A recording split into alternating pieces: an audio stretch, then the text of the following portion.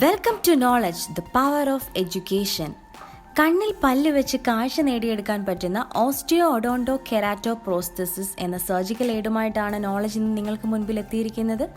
ഞങ്ങളുടെ ചാനൽ ഇതുവരെ സബ്സ്ക്രൈബ് ചെയ്യാത്തവർ ഇന്ന് തന്നെ ഞങ്ങളുടെ ചാനൽ സബ്സ്ക്രൈബ് ചെയ്യൂ. ഞങ്ങളുടെ നോട്ടിഫിക്കേഷൻസ് തുടർച്ചയായി ലഭിക്കാൻ താഴെ കാണുന്ന ബെല്ലൈക്കൺ ക്ലിക്ക് ചെയ്യൂ.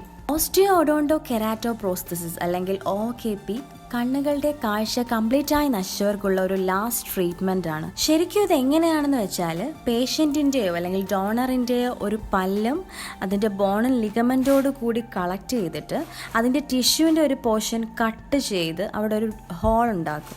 എന്നിട്ട് ആ ഹോളിൽ ഒരു പ്ലാസ്റ്റിക് ഒപ്റ്റിക്കൽ സിലിണ്ടർ പ്ലേസ് ചെയ്യും.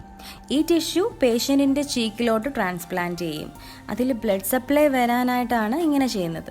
കുറച്ച് മാസങ്ങൾക്ക് ശേഷം ടൂത്ത് ബോൺ സിലിണ്ടർ കോംപ്ലക്സ് കണ്ണിലേക്ക് ഇംപ്ലാന്റ് ചെയ്യും. അതുവഴി കണ്ണിലേക്ക് ലൈറ്റ് വേവ്സ് പ്ലാസ്റ്റിക് സിലിണ്ടർ വഴി അകത്തേക്ക് കടക്കുകയും കാഴ്ച സാധ്യമാവുകയും ചെയ്യുന്നു. കൂടുതലായും കോർണിയയ്ക്ക് തകരാറ് സംഭവിക്കുന്ന പേഷ്യൻസിനാണ് ഇത് കൂടുതൽ യൂസ്ഫുൾ ആവുന്നത്.